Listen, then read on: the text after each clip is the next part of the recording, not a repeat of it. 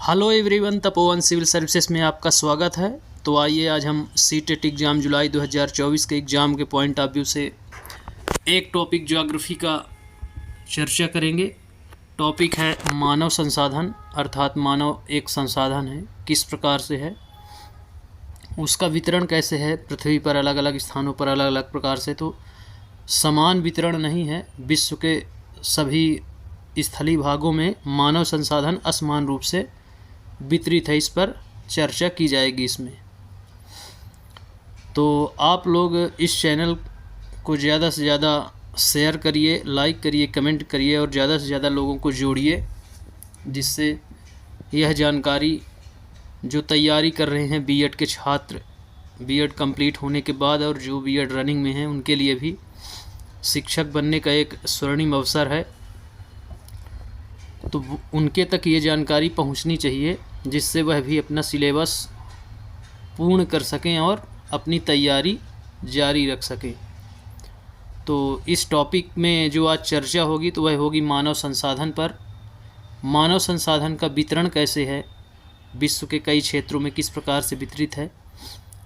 वहीं जनसंख्या संगठन क्या है, जनसंख्या को प्रभावित करने वाले कारक जिनमें जलवायु हो गई, स्थलाकृतियाँ हो गई, इस प्रकार से हम देखेंगे। वहीं सामाजिक, आर्थिक और सांस्कृतिक कारक भी देखेंगे जो जनसंख्या को प्रभावित करते हैं। उसके बाद हम जनसंख्या का संगठन देखेंगे, उसमें हम देखेंगे जनसंख्या वृद्धि, उत्प्रवास, आप्रवास। तो इस प्रकार से इसमें चर्चाएं की जाएंगी। उसके बाद हम एकल फैमिली और सामूहिक फैमिली का भी इसमें अध्ययन करेंगे, संयुक्त फैमिली जिसे बोलते हैं। तो इस प्रकार से इसमें मानव किस प्रकार से एक संसाधन है, मानव का विकास कैसे हुआ, कौन कौन से तत्व उनको प्रभावित करते हैं और किस प्रकार से वर्तमान विश्व में जनसंख्या का वितरण है, जनसंख्या वृद्धि दर क्या है, इत्यादि सारी चीज़ों की इसमें चर्चा की जाएगी विस्तृत रूप से। तो चलिए हम आज का सेशन शुरू करते हैं। तो यह सेशन बहुत इम्पोर्टेंट है, इसमें से लगभग 2 से 4 क्वेश्चन आएंगे। तो आप इसको अपनी नोट्स लेके साथ में बैठें और कीवर्ड जो इसके हैं तो वो मैं बताता जाता हूँ, आप उनको नोट करते जाएंगे। तो ऐसे क्वेश्चन कहाँ से बनेंगे, कैसे बनेंगे, उनको आप बेहतर ढंग से पकड़ पाएंगे, जिससे एग्ज़ाम में आपको परेशानी नहीं होगी। क्योंकि एग्ज़ाम अब नज़दीक आ रहे हैं, सीजी टेट का भी और सीटेट के भी अब लगभग 1.5 मंथ बचा हुआ है टाइम आपके पास, लगभग 50 दिन का समय और है। इसके बाद सीटेट का 7 जुलाई को एग्ज़ाम है। तो चलिए हम अपने टॉपिक पर आते हैं और उसकी चर्चा करते हैं। तो टॉपिक है मानव संसाधन। तो इसमें है लोग ही एक राष्ट्र के सबसे बड़े संसाधन होते हैं। तो अर्थात इसमें क्या है कि क्वेश्चन आता है कि मानव क्या है या वहाँ के लोग क्या हैं। तो लोग वहाँ के एक प्रकार के क्या हैं, संसाधन होते हैं। प्रकृति की देन केवल उस समय महत्वपूर्ण होती है जब वह लोगों के लिए उपयोगी होती है। जो प्रकृति की देन है उस समय तक केवल मानव के लिए उपयोगी होती है। कब तक? जब तक उसके लिए महत्वपूर्ण है। अब हम देखते हैं आगे। लोग अपनी आवश्यकताओं और योग्यताओं से उसे संसाधन में परिवर्तित करते हैं।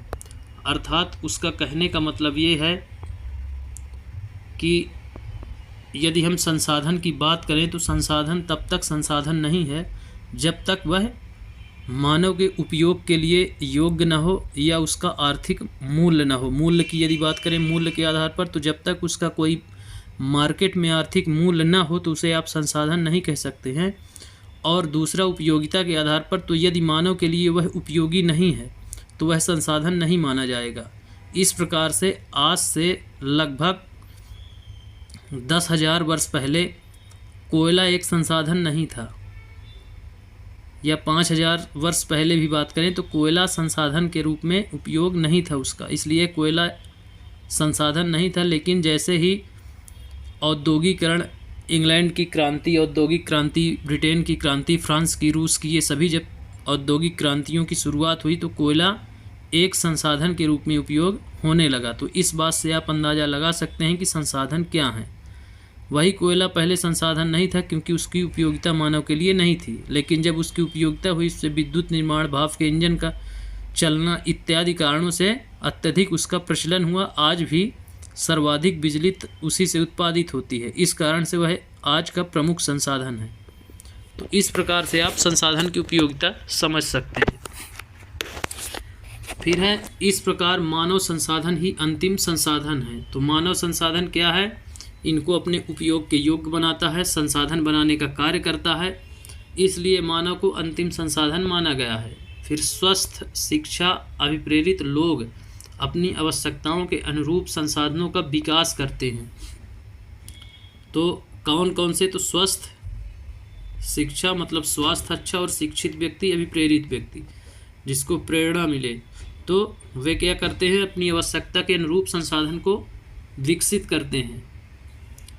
इसलिए जहाँ के लोग ज़्यादा शिक्षित हैं तो तकनीकी वहाँ पहले विकसित हुई है, तकनीक सबसे पहले। इसी कारण है कि फॉरेन कंट्रियों में सबसे पहले तकनीकी विकास हुआ है, औद्योगिक क्रांतियाँ आई हैं, क्योंकि वहाँ शिक्षा, तकनीकी शिक्षा ज़्यादा प्रचलित थी। अब हम देखते हैं नेक्स्ट पैरा की ओर। तो अन्य संसाधनों की भांति मानव संसाधन विश्व में समान रूप से वितरित नहीं है।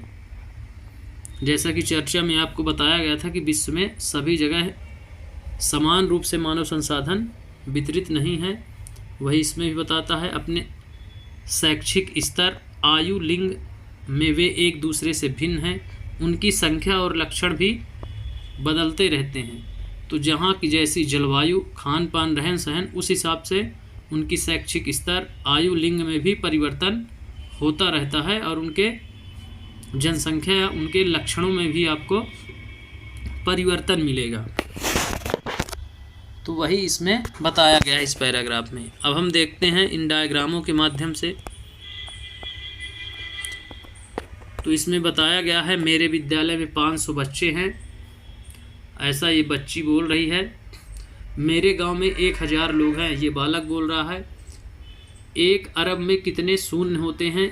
इस संख्या को आप कैसे लिखेंगे? मैडम पूछ रही हैं बच्चों से। वहीं विश्व में लगभग 6.6 अरब लोग हैं। मेरी कक्षा में 30 बच्चे हैं, आपके विचार से विश्व में कितने लोग हैं? तो इस हिसाब से बताया गया है संसाधन का महत्व। अब हम कोट को देख लेते हैं। साइड में एक कोट दिया गया है। जो इम्पोर्टेंट होते हैं, कोट बहुत इम्पोर्टेंट होते हैं, इसलिए आपको ज़्यादा प्रेशराइज करके बताया जाता है कि कोटों को आप विशेष ध्यान दें। यहाँ से क्वेश्चन डायरेक्ट पूछ दिए जाते हैं, उठा करके छाप दिए जाते हैं।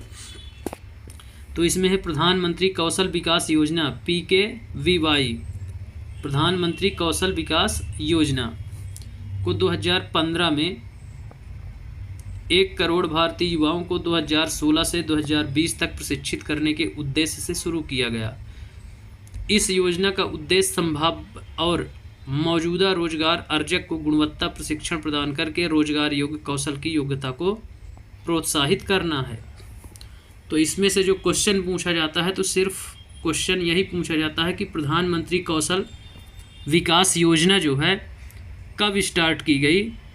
तो ये 2015 में, और इसका लक्ष्य क्या है? तो 2016 से 20 तक इसका लक्ष्य है 1 करोड़ युवकों को तकनीकी रूप से विकसित करना या कौशल रूप से विकसित करना, यानी करके सीखने पर जोर देना, जिससे उनको रोजगार मिल सके या स्वयं का रोजगार वो स्थापित कर सकें।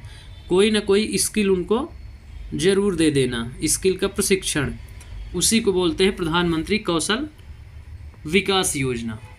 तो ये डायरेक्ट पूछी जाती है, तो इसको आप याद रखेंगे कि 2015 से शुरू हुई, 16 से 20 तक का टारगेट है। टारगेट था 1 करोड़ जनसंख्या को क्या करना? प्रशिक्षण देना। अब हम बढ़ते हैं आगे। तो अब आता है जनसंख्या का वितरण, जो हर महाद्वीप में पृथ्वी पर अलग अलग प्रकार से अलग अलग जनसंख्या वितरित है, उस पर विस्तृत चर्चा की जाएगी।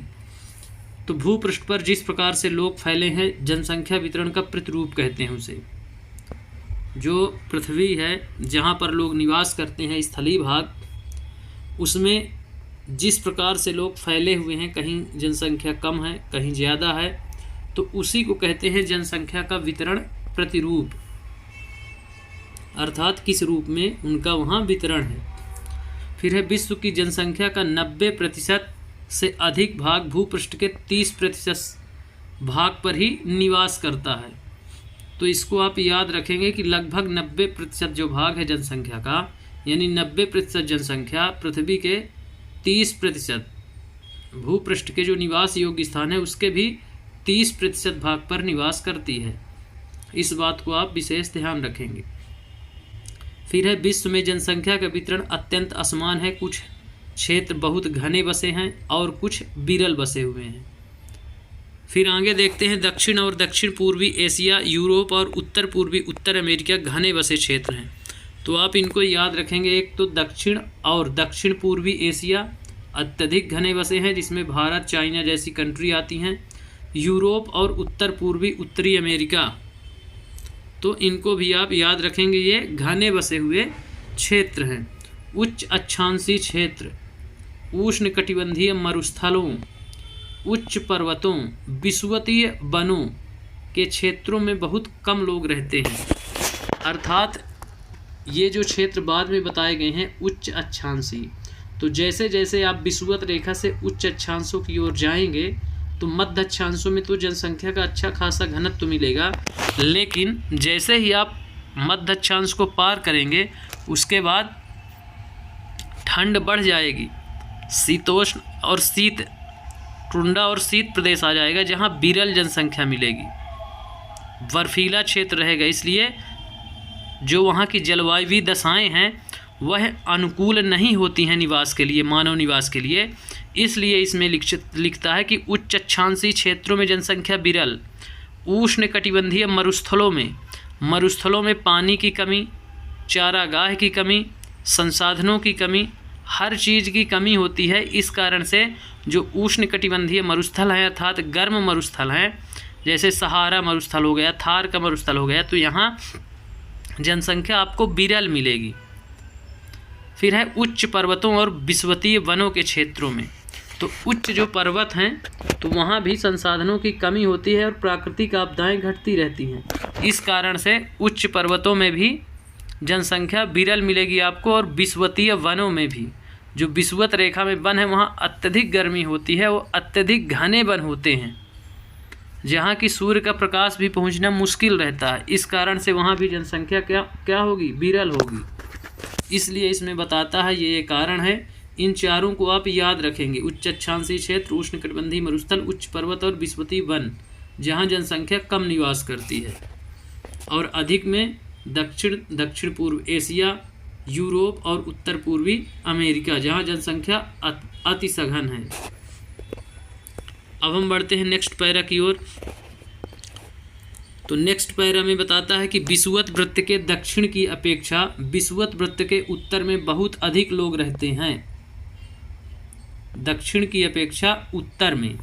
अब क्यों रहते हैं? चूंकि जो उत्तरी अक्षांश है या विषुवत रेखा का उत्तरी भाग, वहाँ स्थल का विस्तार ज़्यादा है, जबकि विषुवत रेखा का जो दक्षिणी भाग है अर्थात दक्षिणी गोलार्ध है, वहाँ महासागरों का विस्तार ज़्यादा है। तो स्वाभाविक सी बात है कि जहाँ स्थलीय भाग ज़्यादा है जनसंख्या वहाँ निवास करेगी, न कि जहाँ सागरीय विकास ज़्यादा है या महासागरीय विकास ज़्यादा है वहाँ जनसंख्या ज़्यादा नहीं रहेगी। इस बात से अब जब मैं देशांतर और अक्षांश बताया था और स्थिति बताया था विश्व में भारत की, वहाँ इसका डिटेल पढ़ाया गया था मेरे द्वारा, यदि आपको याद हो तो। फिर है विश्व की कुल जनसंख्या के लगभग 3/4 लोग, विश्व की जो कुल जनसंख्या है उसके 3/4 लोग 2 महाद्वीपों एशिया और अफ्रीका में रहते हैं। तो लगभग 75% जनसंख्या विश्व की एशिया महाद्वीप और अफ्रीका महाद्वीप में। तो ये क्वेश्चन पूछा जाता है आपसे, इसलिए इसको आप याद रखेंगे। और दक्षिण और उत्तरी गोलार्ध को आप याद रखेंगे, उसमें आपको कथन और कारण के रूप में पूछेगा। यहाँ कथन और कारण के लिए दिया नहीं गया है, पर वो जोड़ करके पूछता है क्वेश्चन। जब आप MCQ सॉल्व करेंगे जो इसमें अपलोडेड है, उसमें आपको मिल जाएंगे ये क्वेश्चन। फिर है विश्व के 60% लोग केवल 10 देशों में रहते हैं। विश्व की जो 60% जनसंख्या है वो केवल 10 देशों में रहती है, और विश्व की 75% जनसंख्या केवल 2 महाद्वीपों में निवास करती है, जबकि 60% जनसंख्या 10 देशों में निवास करती है। इन सभी देशों में 10 करोड़ से अधिक लोग रहते हैं। तो मतलब जो है 10 टॉप देश हैं, तो जिसमें सबसे कम जनसंख्या रहेगी वो 10 करोड़ इसमें दिया गया है, बाकी सब में ऊपर ही रहेगी। ये कम से कम वाले का है आंकड़ा।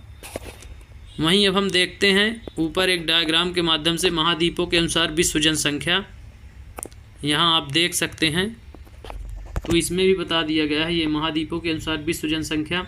एशिया में रहने वाले लोग बहुत अधिक संख्या में है, ये येलो कलर के जितने भी हैं एशिया में हैं। फिर यूरोप में रहने वाले, इनका कलर भी सेकंड नंबर पर है ये।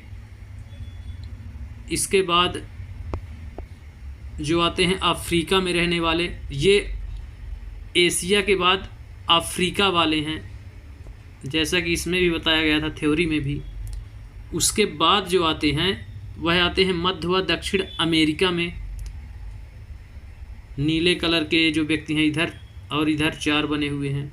उसके बाद उत्तर अमेरिका में रहने वाले लोग, उत्तर अमेरिका में रहने वाले लोग, ये जो रेड कलर से, तो इनकी जनसंख्या, ये क्रम है, इसलिए आप क्रम से सजाने के लिए आता है, इसलिए क्रम से इस डायग्राम को देख करके लिख लेंगे नोट्स में अपने। फिर आता है ओशनियो, ऑस्ट्रेलिया, न्यूजीलैंड, प्रशांत द्वीप समूह में रहने वाले, तो एक व्यक्ति से इसको दर्शाया गया है। तो इस प्रकार से जनसंख्या के वितरण का ये क्रम पूछा जाता है कि सर्वाधिक जनसंख्या आरोही से अवरोही या अवरोही से आरोही क्रम को आप सजाइए। तो इसलिए आप इनके नाम याद रखेंगे, एशिया, यूरोप, अफ्रीका। अब हम बढ़ते हैं आगे। यहाँ भी आप देख सकते हैं, इसमें भी मानचित्र के माध्यम से दिखाया गया है। ये 10 देश हैं जिनकी चर्चा हुई थी कि 60% लोग यहीं निवास करते हैं विश्व के। तो जिसमें चीन सर्वाधिक है, फिर भारत है, फिर USA है, फिर इंडोनेशिया है, ब्राज़ील है, पाकिस्तान है, बांग्लादेश है, नाइजीरिया है, रूस है, फिर जापान है। तो ये क्रम है। तो 4 के क्रम आप याद रखेंगे कि चीन, भारत तो आपको याद है, उसके बाद USA, इंडोनेशिया, इनको दोनों को भी आप याद रखेंगे। USA मतलब उत्तरी अमेरिका महाद्वीप, इंडोनेशिया एशिया का ही है, और ब्राज़ील जो कि आप दक्षिण अमेरिका महाद्वीप का एक देश है, तो उसको भी आप याद रखेंगे। ये क्रियाकलाप दी गई है। क्रियाकलाप में है विश्व की कुल जनसंख्या में से किस महाद्वीप में निम्न के अनुसार जनसंख्या है? केवल 5%, केवल 13%, केवल 1%, केवल 12%। तो आप ऊपर का देख करके पता लगा सकते हैं। ये भारतीय जनगणना 2011 के आंकड़े के अनुसार है। अब हम बढ़ते हैं आगे। तो ये जनसंख्या का वितरण था जो अभी हम पढ़ रहे थे। अब हम देखेंगे जनसंख्या का घनत्व। जनसंख्या घनत्व का मतलब होता है प्रति किलोमीटर में या प्रति वर्ग किलोमीटर में निवासरत लोगों की संख्या, अर्थात 1 किलोमीटर वर्ग किलोमीटर के दायरे में जितने लोग निवास करते हैं वह जनसंख्या घनत्व कहलाएगी। इसमें हालांकि अभी मिलेगा, अभी परिभाषा में मिलेगा। तो एक कोट इसमें दिया गया है, भारत की जनसंख्या का औसत घनत्व 382 है। ये बहुत IMP है एकदम, इसको IMP में कर लें आप और नोट कर लें। ये IMP क्वेश्चन है कि भारत की जनसंख्या का औसत घनत्व 382 व्यक्ति प्रति वर्ग किलोमीटर है। अब हम देखते हैं, इधर दिया गया है जनसंख्या घनत्व पृथ्वी पृष्ठ के 1 इकाई क्षेत्र में रहने वाले लोगों की संख्या को जनसंख्या घनत्व कहते हैं। तो 1 इकाई वही है, प्रति वर्ग किलोमीटर मान लें या 1 इकाई मान लें उसको इकाई के तौर पर। तो भूपृष्ठ की 1 इकाई क्षेत्र में ये क्वेश्चन आता है 1 इकाई, क्योंकि प्रति वर्ग सबको मालूम है किलोमीटर में। एक इकाई आपको दे देगा। ये सेम लाइन आती है क्वेश्चन में कि प्रति पृथ्वी के पृष्ठ के एक इकाई क्षेत्र में रहने वाले लोगों की संख्या को जनसंख्या का घनत्व कहते हैं, या क्या कहते हैं, तो जनसंख्या का घनत्व कहते हैं। फिर है सामान्य रूप से यह प्रति वर्ग किलोमीटर में व्यक्त किया जाता है। इसे प्रति वर्ग किलोमीटर में व्यक्त किया जाता है, जैसा कि यहाँ दिखाया गया है, भारत की जनसंख्या को बताया गया है। संपूर्ण विश्व का औसत जनसंख्या घनत्व 51 व्यक्ति प्रति वर्ग किलोमीटर है। ये भी आप याद रखेंगे। यदि विश्व का पूछे गए जनसंख्या घनत्व तो 51 पर्सन प्रति वर्ग किलोमीटर है, पर किलोमीटर स्क्वायर। तो इस बात को आप नोट कर लेंगे। फिर है सबसे अधिक जनसंख्या घनत्व दक्षिण मध्य एशिया में है। तो सर्वाधिक जनसंख्या घनत्व कहाँ का है, तो दक्षिण मध्य एशिया, एशिया महाद्वीप में भी दक्षिण मध्य एशिया का है। इसके पश्चात क्रमशः, तो 2-3 के आप याद नाम रखेंगे जो इसमें दिए गए हैं, पूर्वी एशिया, दक्षिण पूर्वी एशिया में है। तो जो जनसंख्या का घनत्व है विश्व में सर्वाधिक घनत्व, तो वैश्विक तौर पर तो सबसे अधिक घनत्व कहाँ का है, दक्षिण मध्य एशिया में। इसके पश्चात पूर्वी एशिया में आप आएंगे और फिर उसके पश्चात दक्षिण पूर्वी एशिया में आएंगे। तो एक बार दक्षिण मध्य एशिया, फिर पूर्वी एशिया, फिर दक्षिणी जोड़ देंगे, पूर्वी एशिया उसको ऐड कर देंगे। तो इस ट्रिक के माध्यम से भी आप याद रख सकते हैं कि पहले दक्षिण मध्य एशिया, फिर पूर्वी एशिया, फिर दक्षिण पूर्वी एशिया। अब यहाँ कुछ विद्यार्थी चर्चा कर रहे हैं, उसके बारे में कोट दिया गया है। जब कक्षा के पूरे 30 विद्यार्थी उपस्थित होते हैं तब हमारी कक्षा बहुत भरी हुई दिखती है, लेकिन जब यही विद्यार्थी स्कूल के सभा भवन में बैठते हैं तब वह कक्षा खुला और खाली दिखाई पड़ता है। वहीं बालिका बोलती है क्योंकि सभा भवन का आकार या क्षेत्र कक्षा से बड़ा है, लेकिन जब स्कूल के सभी विद्यार्थी सभा भवन में आ जाते हैं तब सभा भवन भी भरा हुआ दिखने लगता है। इसको एग्जाम्पल के माध्यम से बताता है। ये मान लीजिए आप हमारे देश की स्थिति है और ये वर्ल्ड की स्थिति को दर्शाता है। जैसे विश्व में 51 व्यक्ति प्रति किलोमीटर अर्थात खाली खाली जगह दिखाई देगी, लेकिन भारत का 382 व्यक्ति प्रति वर्ग किलोमीटर जो है तो उसमें आप भारी भरी नजर आएगी ज़मीन। तो इस प्रकार दोनों एग्जाम्पल के माध्यम से बताया गया है। तो इसको आप नोट करेंगे, ये बहुत इम्पोर्टेंट डेटा है यहाँ पे। अब हम आते हैं जनसंख्या वितरण को प्रभावित करने वाले कारक। तो जनसंख्या का भी हम वितरण पढ़े, फिर जनसंख्या का घनत्व। अब हम आएंगे जनसंख्या वितरण को प्रभावित करने वाले कारक। तो कुछ प्राकृतिक कारक या भौगोलिक कारक भी हैं और कुछ सामाजिक, आर्थिक, सांस्कृतिक कारक आपको मिलेंगे यहाँ। फिर से एक कोड बताया गया है, क्वेश्चन किया गया है कि पता लगाएं कि उनमें से कितने देश एशिया में हैं। संसार के मानचित्र पर उन्हें विभिन्न रंगों से चिन्हित करें। तो आप ये होमवर्क कर लीजिएगा, इसमें से कुछ सहूलियत आपको मिल जाएगी। अब हम बात करेंगे जनसंख्या वितरण को प्रभावित करने वाले कारक। तो पहले हम पढ़ेंगे भौगोलिक कारक। तो इसके अंतर्गत स्थलाकृति, जलवायु, मृदा, जल और खनिज, इनको हम देखेंगे। तो ये डायरेक्ट पूछ दिए जाते हैं, निम्नलिखित में से भौगोलिक कारक कौन कौन से हैं जो जनसंख्या को प्रभावित करते हैं। तो आप याद रखेंगे भौगोलिक कारकों में स्थलाकृति है, जलवायु है, मृदा है, जल है, खनिज है। तो इनको आप याद रखेंगे। तो स्थलाकृति की यदि हम चर्चा करें तो इसके पाठ के फर्स्ट में ही दर्शाया गया था कि स्थलाकृतियाँ जनसंख्या वितरण को प्रभावित करती हैं। जैसे उच्च अक्षांशों में विरल मिलेगी, पर्वतीय क्षेत्रों में विरल मिलेगी, वहीं मैदानी क्षेत्रों में सघन जनसंख्या मिलेगी। जहाँ आदर्श दशाएं रहेंगी वहाँ जनसंख्या सघन मिलेगी, जहाँ प्रतिकूल दशाएं मिलेगी वहाँ जनसंख्या विरल मिलेगी। वही इसमें डिटेल दिया होगा आकृति के आधार पर। तो स्थलाकृतियाँ हैं, लोग सदैव पर्वतों, पठारों की तुलना में मैदानी भागों में रहना ज़्यादा पसंद करते हैं। जैसा कि मैं अभी चर्चा में बताया कि पहाड़ी और पठारी क्षेत्रों में लोग कम निवास करते हैं, जबकि मैदानी क्षेत्रों में ज़्यादा निवास करते हैं, क्योंकि वे क्षेत्र खेती, विनिर्माण, सेवा क्षेत्र या सेवा क्रियाओं के लिए उपयुक्त होते हैं। कौन से क्षेत्र? मैदानों में। कारण बताता है तो क्वेश्चन आता है कि मैदानी भाग में जनसंख्या का घनत्व सर्वाधिक क्यों होता है, इसके कौन कौन से कारण हो सकते हैं। तो आप इसको याद रखेंगे कि एक तो खेती अच्छी होती है वहाँ, दूसरा विनिर्माण, चूँकि समतल ज़मीन है तो वहाँ फैक्ट्री वगैरह विनिर्माण का कार्य भी आसानी से किया जा सकता है, और तीसरा है सेवा क्रियाएं, जैसे यातायात हो गया और सारी चीज़ें वहाँ आसानी से हो सकती हैं। तो इस प्रकार से आप तीनों के नाम याद रखेंगे, खेती, विनिर्माण और सेवा क्षेत्र। उसके बाद है गंगा के मैदान जो हैं विश्व के सबसे अधिक घने बसे क्षेत्र हैं, जबकि एंडीज पर्वतमाला है। एंडीज पर्वतमाला है जो दक्षिण अमेरिका महाद्वीप में है और इसका उत्तर से दक्षिण तक पूरा विस्तार है। वहीं रॉकी यदि पर्वतमाला पूछा जाए, रॉकी, तो वह उत्तर अमेरिका महाद्वीप में है, उसका भी विस्तार उत्तर से दक्षिण ही है। तो इस प्रकार से आप इसमें बताता है कि जो सबसे सघन है वह गंगा का मैदान है, जो विश्व के सबसे सघन बसे हुए क्षेत्रों में से एक है, जो भारत देश में है, हमारे देश में है।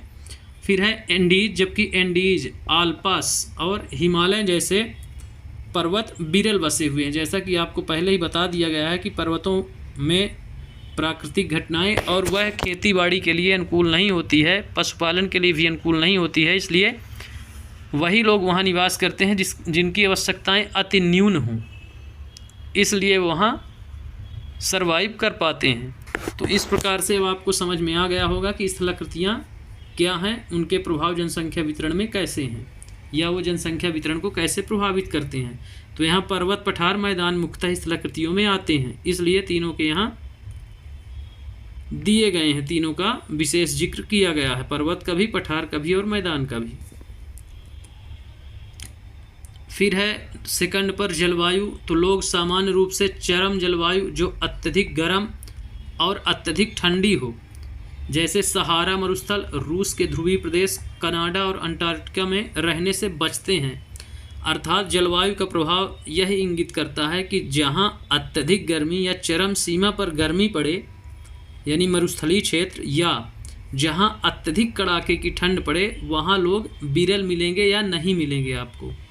इसलिए इसमें एग्जाम्पल दिया जाता है, सहारा का मरुस्थल अफ्रीका के उत्तरी क्षेत्र में है, जो उसका यहाँ एग्जाम्पल दिया गया है। और रूस का जो ध्रुवीय प्रदेश है, साइबेरिया प्रदेश, उसके ऊपर आप जाएंगे उत्तर की साइड में, तो वहाँ ध्रुवीय प्रदेश है जहाँ टेम्परेचर हमेशा माइनस में रहता है, इसलिए वहाँ लोग निवास नहीं करते हैं। कुछ जनजातियाँ कभी कभार वहाँ जाती हैं, जो घुमंतू जनजातियाँ हैं। फिर है बताता है कनाडा और अंटार्कटिका में रहने वाले लोग ये पूर्णतः बर्फ़ से, कनाडा का भी उत्तरी भाग जो है वह बर्फ़ से ढका है, उच्च अक्षांशों वाला। उसी तरह अंटार्कटिका पूरी तरह से बर्फ़ से ढका है, जो दक्षिणी गोलार्ध का सबसे दक्षिणतम महाद्वीप है। तो इस प्रकार से आप जलवायु का भी प्रभाव इसमें देख सकते हैं, किस प्रकार से जलवायु प्रभावित करती है। अब हम तीसरा देखेंगे मृदा। तो उपजाऊ मृदाएं कृषि के लिए उपयुक्त भूमि प्रदान करती है। तो जो उपजाऊ मृदा होती है या मिट्टी, वो कृषि के लिए क्या करती है, उपजाऊ भूमि प्रदान कर देती है, इसलिए वहाँ जनसंख्या निवास करेगी। भारत में गंगा, ब्रह्मपुत्र, चीन में ह्वांगहो, चांगजियांग और मिस्र में नील नदी हैं, जो जिनके मैदान अत्यधिक उपजाऊ हैं। इसीलिए गंगा का मैदान जो है विश्व का सबसे सघन, अभी हमने ऊपर पढ़ा था इसको, स्थलाकृतियों में यही कारण है, क्योंकि वहाँ कृषि की उपजाऊ जो मिट्टी पाई जाती है वह कृषि के लिए बहुत उपजाऊ है, और चारों तरफ नदियाँ ही नदियाँ हैं, इसलिए आदर्श दशाएं हैं, पीने के लिए जल है, यातायात के लिए समतल ज़मीन है। तो इस प्रकार से संपूर्ण सुविधाएं मिल जाती हैं। वहीं ह्वांगहो नदी चीन की और चांगजियांग नदी का उदाहरण दिया गया है। मिस्र की यदि बात करें तो नील नदी का जिक्र है। तो इस प्रकार से आप मृदा का महत्व यहाँ देख सकते हैं। फिर हम आते हैं चौथे कारक की ओर, जल। तो जल लोग उन क्षेत्रों में रहने को प्राथमिकता देते हैं, अर्थात उन क्षेत्रों में निवास करने के लिए ज़्यादा जाते हैं जहां अलवणीय जल अर्थात मीठा जल आसानी से उपलब्ध हो। विश्व की नदी घाटियां जो हैं वे घने बसे क्षेत्र हैं, जबकि मरुस्थल विरल जनसंख्या वाले हैं। चूँकि मरुस्थलों में जल का अभाव होता है, इसलिए वहाँ पर जनसंख्या विरल मिलेगी आपको। वहीं यदि हम नदी घाटी की, जैसे गंगा नदी घाटी, ब्रह्मपुत्र नदी घाटी, ह्वांगहो चीन की जो हो गई, नील नदी घाटी हो गई, कांगो जायरे बेसिन हो गए, तो इस प्रकार से मिसौरी, मिसिसिपी, ये सारी नदियाँ जितनी भी हैं, इनके किनारे बड़े बड़े नगर बसे हुए हैं और अत्यधिक जनसंख्या घनत्व भी है यहाँ, इसलिए नदी घाटियों के किनारे अत्यधिक सघन जनसंख्या पाई जाती है। वहीं मरुस्थल की यदि हम बात करें तो वहाँ विरल जनसंख्या, क्योंकि वहाँ पानी की कमी होती है। जबकि समुद्र इतना बड़ा पानी का स्रोत है, तो समुद्र के किनारे आप नहीं पाएंगे, क्योंकि वो लवणीय जल है, अलवणीय जल नहीं है, वो खारा जल है। इस कारण से वह हमारे पीने और कार्य करने के योग्य नहीं है। अब हम देखते हैं 5वां पॉइंट है खनिज। तो खनिज निक्षेपों वाले क्षेत्र अधिक बसे हुए हैं। दक्षिणी अफ्रीका में हीरे की खानें और मध्य पूर्व में तेल की खोज ने इन क्षेत्रों में लोगों को रहने के लिए प्रेरित किया है। तो यहाँ दक्षिण अफ्रीका में हीरे की खदानें, दक्षिण अफ्रीका हीरे में अव्वल क्षेत्र है, विश्व में प्रथम है, इसलिए वहाँ का उदाहरण दिया गया है। कालगुर्डी वहाँ की खदानें हैं, कूलगार्डी। तो इस प्रकार से वहाँ का जिक्र है इसमें। और जो ये तेल वाले क्षेत्र हैं, पेट्रोलियम वाले क्षेत्र हैं, उनमें भी जनसंख्या अधिक सघन बसी हुई है। तो इस प्रकार से खनिज जहाँ ज़्यादा मिलेंगे, जनसंख्या वहाँ अधिक सघन मिलेगी।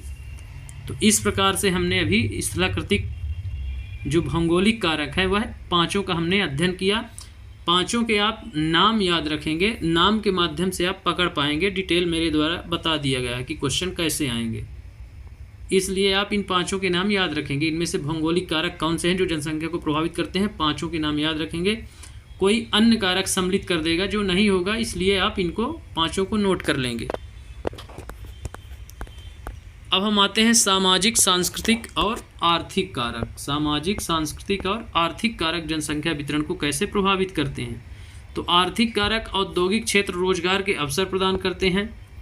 लोग बड़ी संख्या में इन क्षेत्रों की ओर आकर्षित होते हैं। जापान में ओसाका प्रमुख औद्योगिक केंद्र है जापान का, और भारत में मुंबई 2 घने बसे क्षेत्र हैं।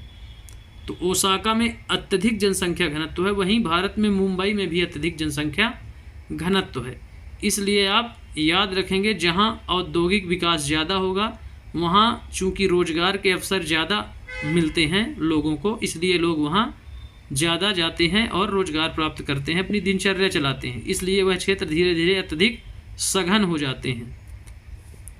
फिर हम आते हैं, दूसरा है सांस्कृतिक कारक। तो सांस्कृतिक में धर्म संस्कृति की महत्ता वाले स्थान लोगों को आकर्षित करते हैं।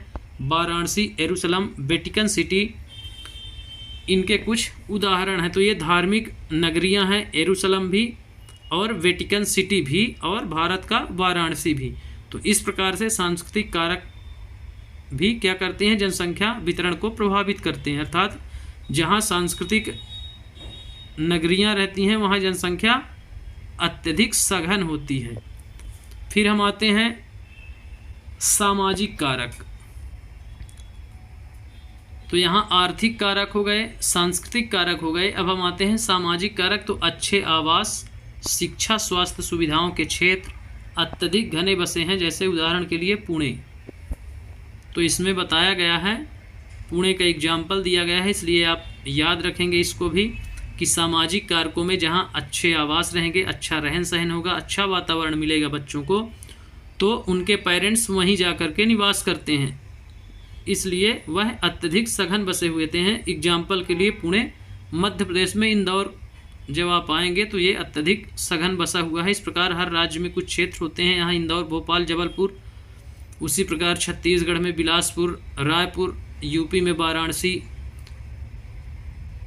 प्रयागराज, इस प्रकार से आप देख सकते हैं। वहीं पश्चिम बंगाल में कोलकाता, पुणे, महाराष्ट्र में हो गया मुंबई और पुणे, दक्षिण में बेंगलुरु है, चेन्नई है। ये कुछ ऐसे शहर हैं जहां आवास, शिक्षा और स्वास्थ्य सुविधाएं अत्यधिक हैं, इसलिए वहां अधिक जनसंख्या निवास करती है। तो इस प्रकार से सामाजिक कारक यहाँ संपन्न होते हैं, समाप्त होते हैं। जैसा कि हमने अभी देखा, भौगोलिक कारकों में 5 का अध्ययन हमने किया, वहीं सामाजिक, सांस्कृतिक और आर्थिक कारकों के भी हमने चर्चा की इन पर भी।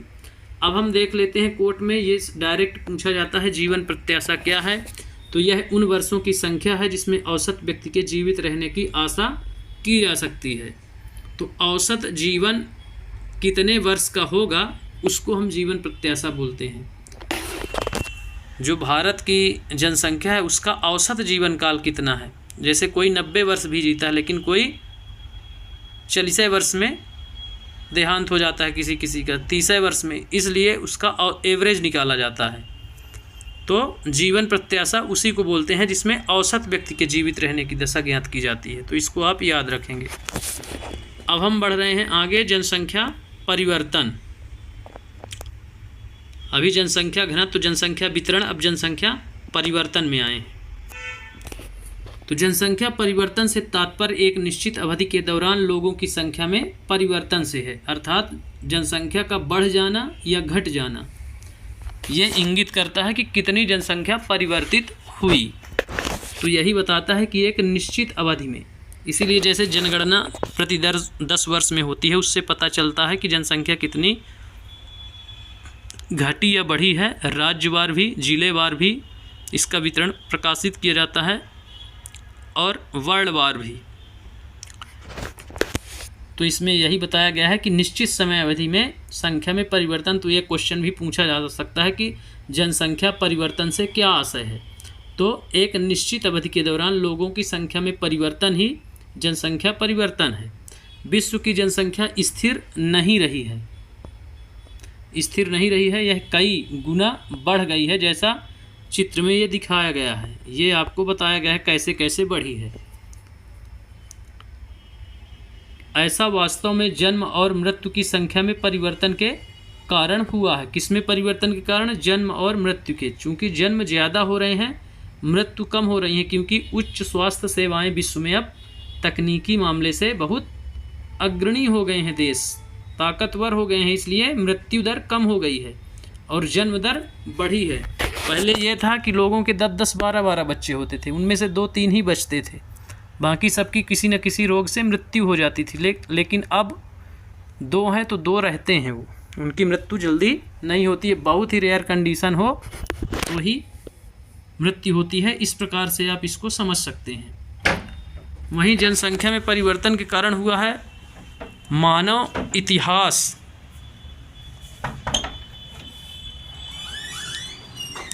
मानव इतिहास की लंबी अवधि में सन 1800 तक विश्व की जनसंख्या धीरे धीरे बढ़ी है। 1800 तक बताता है विश्व की जनसंख्या धीरे धीरे बढ़ी है। बड़ी जनसंख्या में बच्चे जन्म लेते थे, लेकिन शीघ्र ही उनकी मृत्यु भी हो जाती थी, जैसा कि मैं अभी बताया। ऐसा इसलिए था क्योंकि उचित स्वास्थ्य सुविधाएं उस समय नहीं थी। यह भी मैं बताया हूँ, वही उसी का डिटेल इसमें भी दिया गया है। सभी लोगों के लिए पर्याप्त भोजन उपलब्ध नहीं था। किसान सभी लोगों के लिए भोजन की आवश्यकताओं को पूरा करने के लिए पर्याप्त उत्पादन करने में सक्षम नहीं थे, क्योंकि तकनीकी कोई थी नहीं। हल और बैल से खेती की जाती थी, इसलिए ज़्यादा उपज नहीं होती थी, ना ही कोई रासायनिक उर्वरकों का प्रयोग होता था। फिर है इसके परिणाम स्वरूप जनसंख्या में वृद्धि बहुत कम थी। वृद्धि जो थी वह बहुत कम थी। सन 1804 में विश्व की जनसंख्या 1 अरब हो गई। तो ये डेटा आता है विश्व की जनसंख्या कब 1 अरब हुई, तो 1804 में। 150 वर्षों के बाद 1959 में विश्व की जनसंख्या 3 अरब पहुंच गई। तो इसको भी आप याद रखेंगे, 1959 में 3 अरब। इसे प्रायः जनसंख्या विस्फोट कहते हैं। तो 1 अरब से 3 अरब 150 वर्षों में पहुंच गई, इससे जनसंख्या विस्फोट कहा गया है। फिर 1999 में 30 वर्ष की अवधि से कम में जनसंख्या दुगनी, जो 150 में पहले दुगनी हुई थी, 3 गुनी हुई थी, अब 30 वर्ष में ही क्या हो गई? दुगनी हो गई और 6 अरब जनसंख्या अब हो गई। इस वृद्धि के मुख्य कारण क्या है? खाद्य आपूर्ति अच्छे से होने लगी और औषधियों के कारण मृत्यु दर क्या हो गई? कम हो गई, जबकि जन्म दर अभी भी बहुत अधिक रही। तो इस प्रकार से इसमें समझाया गया है कि जैसे जैसे हम तकनीकी रूप से बेहतर होते गए, वैसे वैसे जनसंख्या में भी वृद्धि होती गई। अब हम देखेंगे जन्म दर और मृत्यु दर क्या है। तो इसमें समझाया गया है जन्मों को साधारणतः जन्म दर में आंका जाता है। जन्म दर अर्थात प्रति 1000, यहाँ आप याद रखेंगे 1000 व्यक्तियों पर जीवित जन्म की संख्या को में मापा जाता है। जन्म दर किसे कहते हैं? प्रति 1000 व्यक्तियों पर जीवित जन्म की जो संख्या होती है उसको हम जन्म दर कहते हैं। वहीं हम मृत्यु दर की बात करें तो वही प्रति 1000 में मृतकों की संख्या जो होगी, तो प्रति 1000 व्यक्तियों पर मृतकों की संख्या को हम मृत्यु दर कहते हैं। ये क्वेश्चन डायरेक्ट ये लाइन उठा करके पूछी जाती हैं, इसलिए आप इनको याद रखेंगे। उसके बाद प्रवास, अप्रवास, उत्प्रवास को समझेंगे। तो किसी क्षेत्र विशेष में लोगों के आने जाने को प्रवास कहते हैं। प्रवास में आना भी सम्मिलित हो जाएगा और जाना भी। किसी क्षेत्र से यदि व्यक्ति जा रहा है बाहर तो उसको भी प्रवास बोलेंगे, आ रहा है तो उसको भी प्रवास बोलेंगे। लेकिन उत्प्रवास और अप्रवास में अंतर होगा। उत्प्रवास का मतलब यह होता है कि किसी क्षेत्र से यदि कोई चला गया तो जहाँ से गया, मान लीजिए मुंबई का कोई व्यक्ति है और दिल्ली गया, तो मुंबई से यदि निकल गया वो, तो उसको कहेंगे क्या, उत्प्रवास हुआ उसका। और दिल्ली में जा कर के बस गया, तो दिल्ली के लिए वो अप्रवास कहलाएगा कि आ करके बस गया।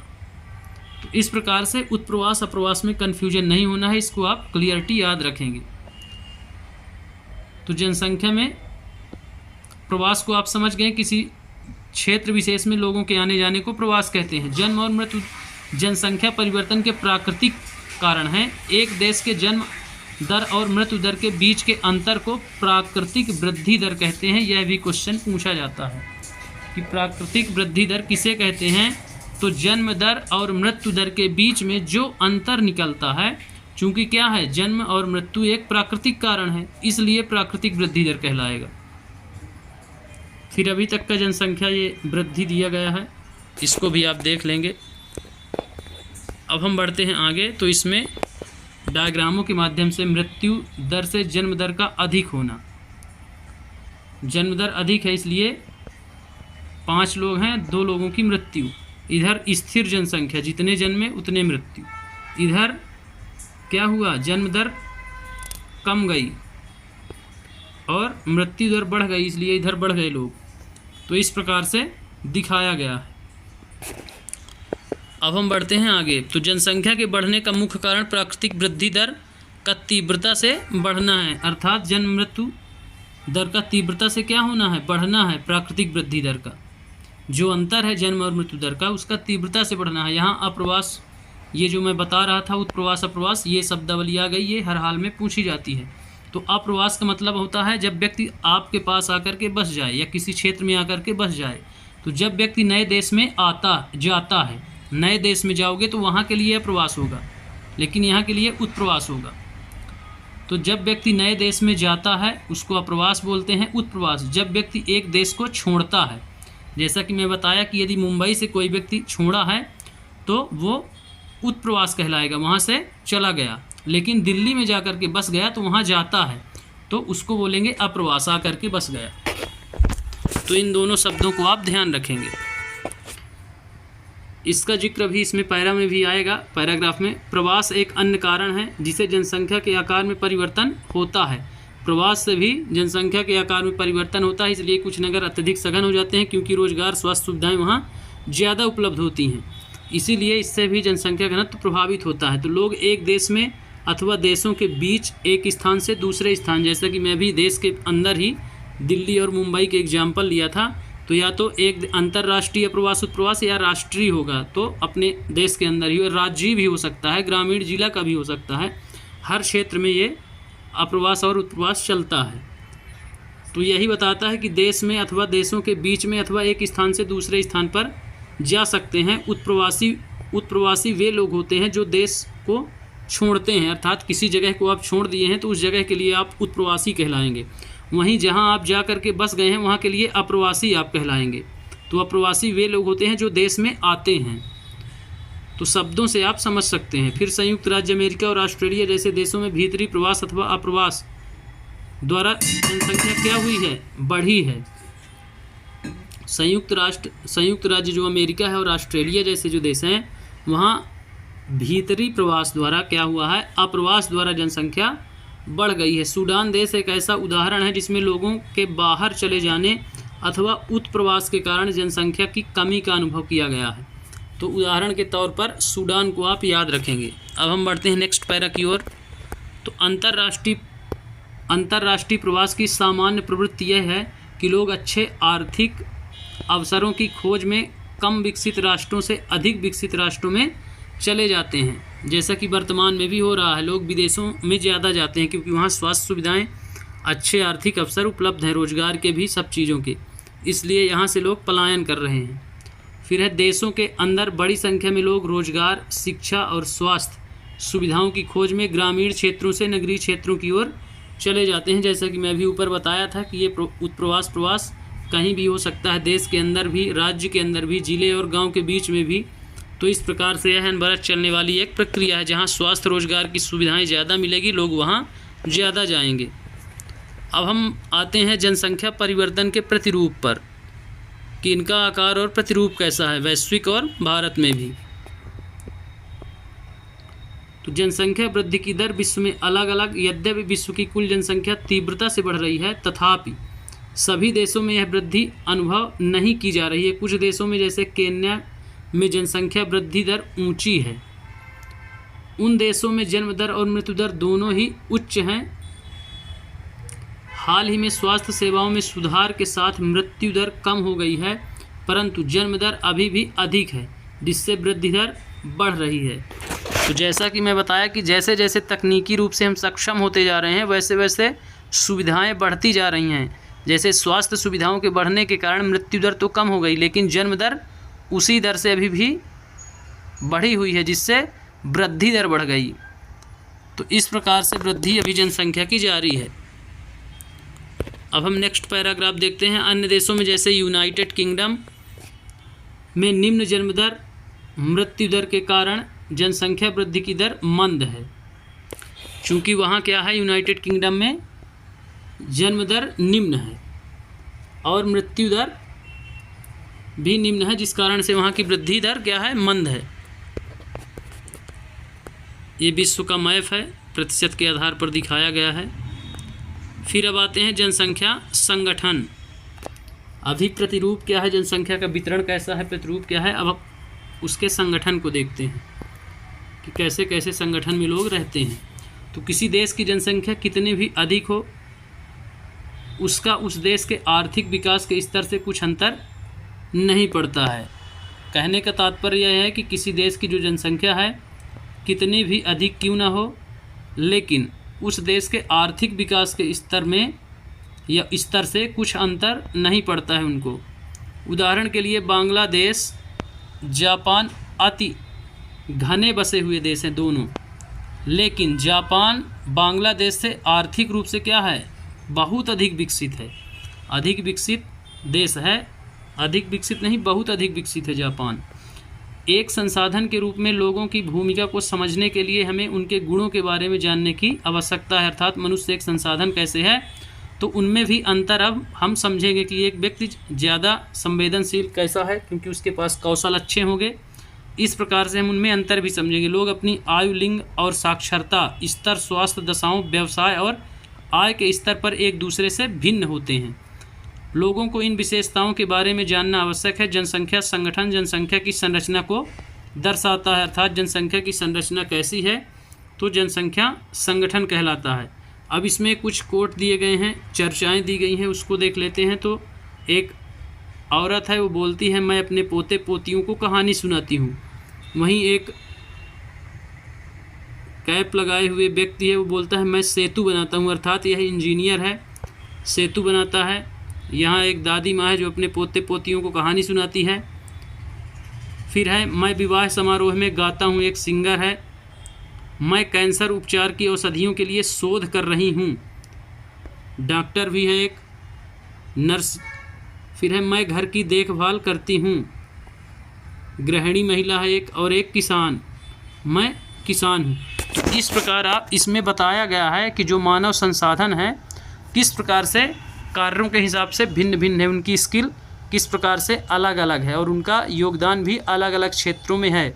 जितना इम्पोर्टेंट आपको डॉक्टर है उतना ही इम्पोर्टेंट किसान भी है, क्योंकि वह भी दिन रात मेहनत करके खेत में फसल उगा करके और भरण पोषण पूरे देश का करता है।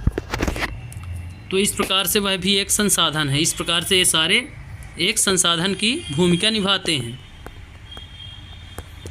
अब हम नेक्स्ट पैरा देखते हैं। तो जनसंख्या संगठन जो है हमारी यह जानने में सहायता करता है कि कितने पुरुष और कितनी स्त्रियां हैं, किस आयु वर्ग के हैं, कितने शिक्षित हैं और किस प्रकार से व्यवसाय में लगे हैं, उनकी आय का क्या स्तर है, स्वास्थ्य दशाएं कैसी हैं। एक देश के जनसंख्या संगठन का अध्ययन करने की एक रुचिकर विधि जनसंख्या पिरामिड है। तो ये क्वेश्चन पूछा जाता है कि किसी देश की जनसंख्या का अध्ययन करने के लिए या जनसंख्या संगठन का अध्ययन करने के लिए किसका प्रयोग किया जाता है, तो जनसंख्या पिरामिड का प्रयोग किया जाता है जनसंख्या के अध्ययन में, जिसे आयु लिंग पिरामिड भी कहते हैं। तो यदि जनसंख्या पिरामिड नहीं देगा तो उसमें ऑप्शन में देगा आयु लिंग पिरामिड। इसलिए आप दोनों चीज़ों को याद रखेंगे। अब नेक्स्ट देखते हैं एक जनसंख्या पिरामिड क्या क्या दर्शाता है। तो कुछ दिए गए हैं एग्जाम्पल के तौर पर, ये हम देखेंगे। तो कुल जनसंख्या विभिन्न आयु वर्गों में विभाजित है।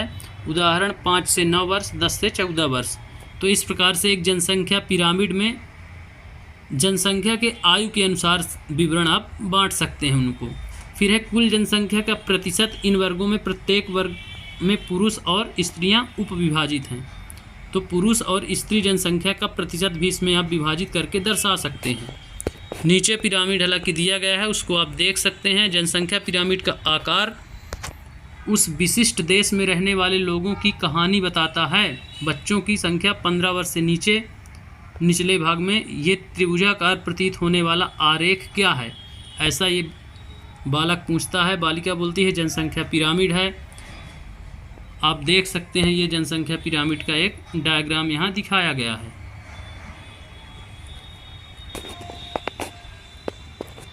ये पुरुष इधर और इधर स्त्रियाँ। अब हम बढ़ते हैं आगे। तो क्या मैं डिटेक्टिव बन सकता हूँ और एक देश की जनसंख्या का पता लगा सकता हूँ, ऐसा ये बालक बोलता है। अवश्य हम 3 देशों का अध्ययन करते हैं। वह क्या है? ये एक देश में पुरुष और स्त्रियों की वर्तमान जनसंख्या को उनके आयु वर्ग में दर्शाता है, ऐसा ये बोलती है बच्चों। अब हम देखते हैं केन्या का पिरामिड इसमें एग्जाम्पल के तौर पर दिखाया गया है। तो चित्र में दिखाई गई और यह जन्म स्तर को दर्शाती है। ऊपर का आकार वृद्ध लोगों अर्थात 65 वर्ष से अधिक की जनसंख्या को दर्शाता है और मृतकों की संख्या को दर्शाता है।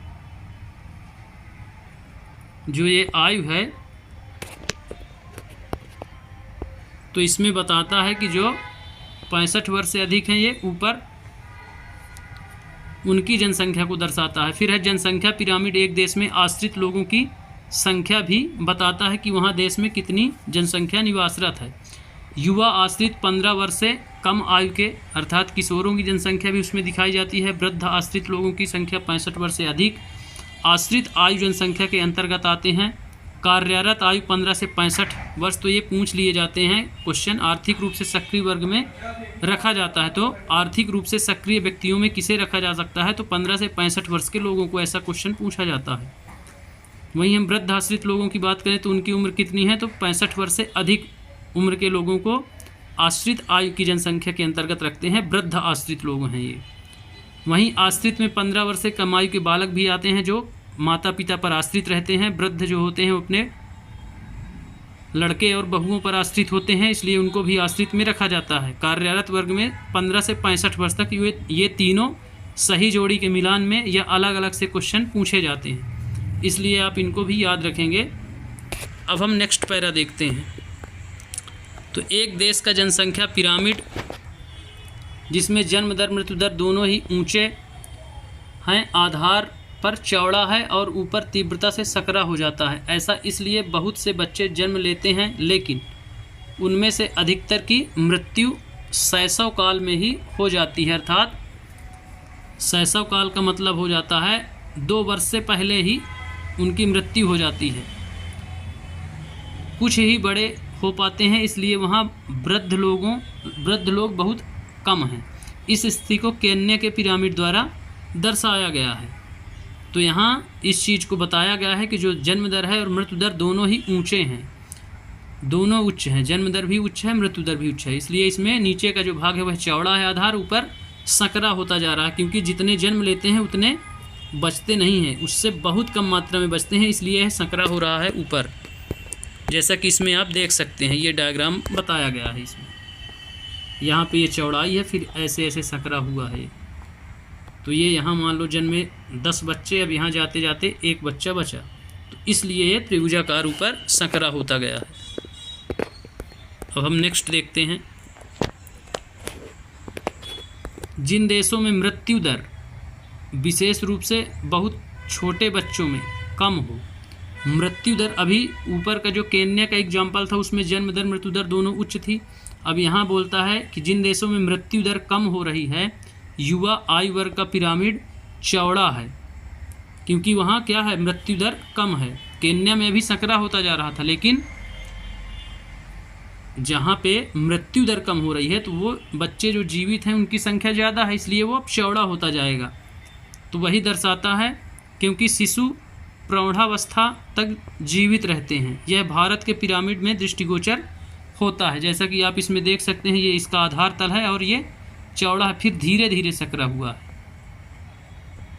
वहीं केन्या वाला डायरेक्ट सकरा हो गया था क्योंकि वहाँ जन्म और मृत्यु दर दोनों उच्च थी। यहाँ मृत्यु दर कम है जन्म दर की अपेक्षा, इसलिए ये धीरे धीरे वहाँ सकरा हो रहा है, डायरेक्ट सकरा नहीं हो रहा है। तो यही बताता है कि जो ये पिरामिड है वो चौड़ा है, जो कि युवा वर्ग को बताता है बीच के। फिर है इस प्रकार की जनसंख्या में युवा सापेक्षता अधिक है। इसका अर्थ है मजबूत और वर्धमान बढ़ती हुई श्रम शक्ति। इससे जितना ज़्यादा युवा रहेगा, कार्यशील जनसंख्या का प्रतिशत उतना ज़्यादा होगा और वहाँ तरक्की भी ज़्यादा होगी। अब हम बढ़ते हैं नेक्स्ट पैरा की ओर। कम जन्म दर वाले। अभी हम उच्च जन्म दर, उच्च मृत्यु दर, जन्म दर उच्च, मृत्यु दर कम भारत की। अब हम आते हैं कम जन्म दर। जन्म दर कम है, इसमें एग्जाम्पल है जैसे जापान जैसे देश आधार का पिरामिड सकरा है क्योंकि जन्म दर कम बच्चे जन्म ले रहे हैं। घटी हुई मृत्यु दर के कारण अधिक लोग वृद्ध आयु तक पहुंच जाते हैं, अर्थात जैसे जितने व्यक्ति क्या होते हैं, जन्म लेते हैं, लगभग वही व्यक्ति जीवित ही रहते हैं और वृद्ध अवस्था तक वही चलते हैं। इसलिए जो जापान का पिरामिड है तो आप देख सकते हैं ज़्यादा सकरा नहीं है, यहाँ थोड़ा युवावस्था में ज़्यादा लोग जीते हैं, कार्यशील जनसंख्या ज़्यादा है, वृद्ध में कम सकरा हो रहा है। इसीलिए धीरे धीरे, क्योंकि यहाँ की जीवन प्रत्याशा सर्वाधिक है, इसलिए आप इसको ध्यान में रखेंगे कि इसका पिरामिड किस प्रकार से कैसे बनेगा।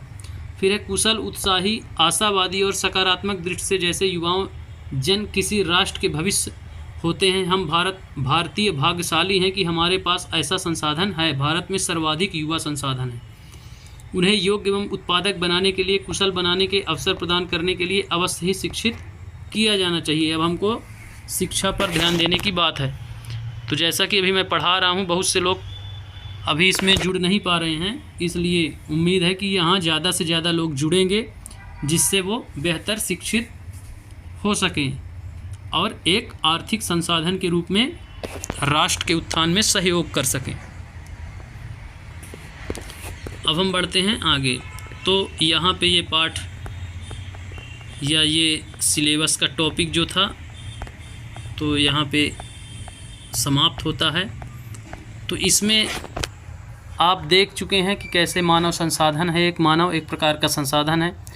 फिर जनसंख्या के बारे में हमने इसमें विस्तृत अध्ययन किया। विश्व की जनसंख्या, भारत की जनसंख्या, जनसंख्या को प्रभावित करने वाले कारक, जिसमें हम भौगोलिक कारक, सामाजिक सांस्कृतिक आर्थिक कारक, जनसंख्या घनत्व, जन्म दर, मृत्यु दर, जीवन प्रत्याशा, आवास, उत्प्रवास, अप्रवास, इस प्रकार से इन पर चर्चा की गई। वहीं जनसंख्या का घनत्व, जनसंख्या के पिरामिड, विभिन्न देशों की तुलना में भारत की जनसंख्या, भारत में जनसंख्या का वितरण प्रति वर्ग किलोमीटर कितना है, जनसंख्या घनत्व जिसे बोलते हैं। तो इस प्रकार से संपूर्ण जनसंख्या का अध्ययन इस टॉपिक में किया गया है, जो एग्ज़ाम के दृष्टिकोण से बहुत ही इम्पोर्टेंट है।